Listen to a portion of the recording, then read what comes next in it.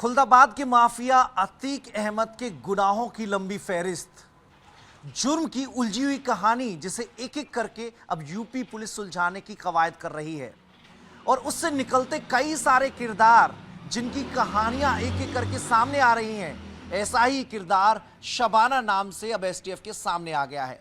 शबाना वो जो अतीक अहमद की बेहद करीबी हुआ करती थी।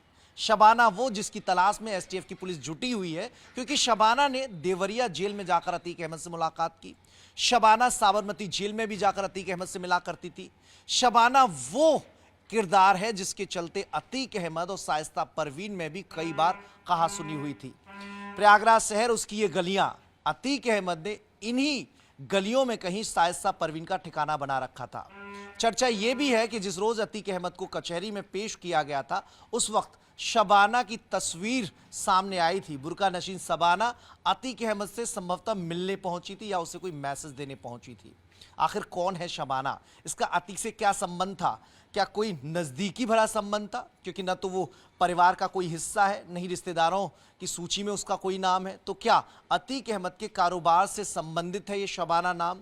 क्या अतीक अहमद का गुजरात में जो कारोबार फैला था उसे शबाना संभाला करती थी?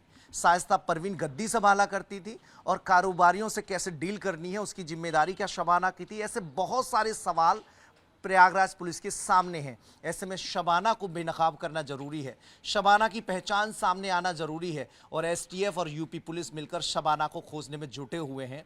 शाइस्ता परवीन, गुड्डू मुस्लिम, साबिर, अरमान, इनकी तलाश तो की ही जा रही है। इसके अलावा अब एक और शबाना की तलाश में भी एसटीएफ की टीम जुट गई है। प्रयागराज में उसके अड्डे तक पहुंचने की कोशिश की जा रही है। अतीक अहमद के करीबियों से पूछताछ हुई है और जिन गलियों से होकर मैं गुजर रहा हूं, संभवतः ये वो इलाका है जहां पर शबाना रहा करती थी। कैमरा पर्सन संदीप सिंह के साथ Manish Yadav, times stand of Bharat, Prayagraj.